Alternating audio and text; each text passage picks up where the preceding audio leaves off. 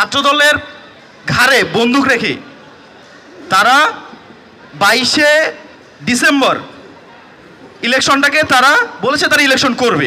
ছাত্রদলকে ফাঁকা মাঠে গোল দিয়েছে ছাত্র শিবির। আচরণবিধি নিয়ে ছাত্র সংগঠনগুলোর সাথে যখন বিশ্ববিদ্যালয় প্রশাসন বসেছিল তখন নির্বাচন পেছানোর জন্য না, তাদেরকে ছাত্রদলকে স্পেসিফিকলি কাজ করার সুযোগ দেওয়ার জন্য তারা সময় চেয়েছে।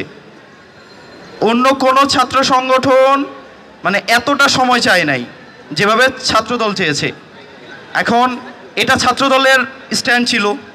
এই স্ট্যান্ডে ছাত্রদল চেয়েছে যে তারা একটু কাজ করার জন্য সুযোগ পাক, এবং 3 তারিখে তফসিল ঘোষণা করার কথা ছিল, তার বিরুদ্ধে প্রোটেস্ট করেছে ছাত্রদল। এখন আবার শিবিরের স্ট্যান্ডে কি ছিল? শিবিরের স্ট্যান্ডটা ছিল হচ্ছে 27শে নভেম্বরে ইলেকশন করতে হবে। কিন্তু আমরা জাতীয় ছাত্র শক্তি আমরা সবসময় বলে এসেছি অবাধ, সুষ্ঠু, নিরপেক্ষ, গ্রহণযোগ্য ইলেকশন করার জন্য ছবি সম্বলিত ভোটার তালিকা প্রয়োজন। নির্বাচনে আরও আনুষ্ঠানিক অনেকগুলা ছোট ছোট কাজ থাকে, যে কাজগুলোর জন্য পর্যাপ্ত সময় প্রয়োজন। তাহলে 27শে নভেম্বর তো ইলেকশনটা তড়িঘড়ি করে করা সম্ভব না, এবং তড়িঘড়ি করে করলে কি হবে যে একটা ত্রুটিপূর্ণ নির্বাচন হবে। সেজন্য যতটুকু যৌক্তিক সময় দেওয়া যায় আমরা প্রস্তাব করেছিলাম যে ডিসেম্বরের প্রথম সপ্তাহের মধ্যে যেন ইলেকশনটা হয়ে যায়।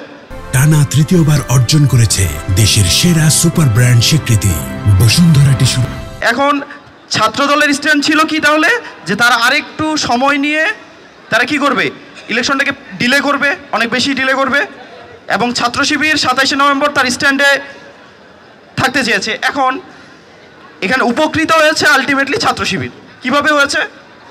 ছাত্রদলের ঘাড়ে বন্দুক রেখে তারা 22শে ডিসেম্বর ইলেকশনটাকে তারা বলেছে তারা ইলেকশন করবে।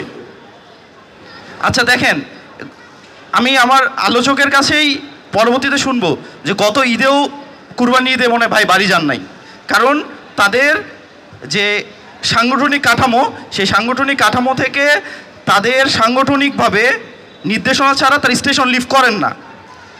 সেহেতু 22শে ডিসেম্বরের দিকে দেখবেন যে তার উপরে এবং নিচে অনেকগুলো ছুটি রয়েছে, এবং সেই জায়গায় ছাত্র শিবিরের নেতাকর্মীরা তারা স্টেশন লিভ করবে না সাংগঠনিক নির্দেশনা ছাড়া, সেটা আমরা বিশ্বাস করি, কারণ আমরা পূর্বে তা দেখেছি। তো কিন্তু ছাত্রদলের যারা আছে তারা কিন্তু একক কোনো কন্ট্রোলের মধ্যে নেই, তারা অনেকেই বাড়ি চলে যাবে। সাধারণ শিক্ষার্থীরা, আমি কালকেও বলেছি যে আমার বাড়ি পঞ্চগড়, আমি বাড়ি যাওয়ার সুযোগ পাই 2বার। ডিসেম্বরে এই ছুটিটা আমার জন্য খুব গুরুত্বপূর্ণ, কারণ হচ্ছে আমরা জানি যে শীতকালীন একটা পিঠাপুলির উৎসব চলে আমাদের গ্রামেগঞ্জে, তো সেটা আমি পার্টিসিপেট করতে চাইবো। তো আমার 18,000 শিক্ষার্থীকে ভোটাধিকারের যে সুযোগ, সে সুযোগ থেকে বাইরে রেখে যে 22শে ডিসেম্বর নিয়ে যাওয়া হয়েছে, তাতে আলটিমেটলি লুজার শুধু ছাত্রদল না, প্রত্যেকটা ছাত্র সংগঠন, এবং পার্শিয়ালি সেখানে বেনিফিটেড হয়েছে ছাত্র শিবির।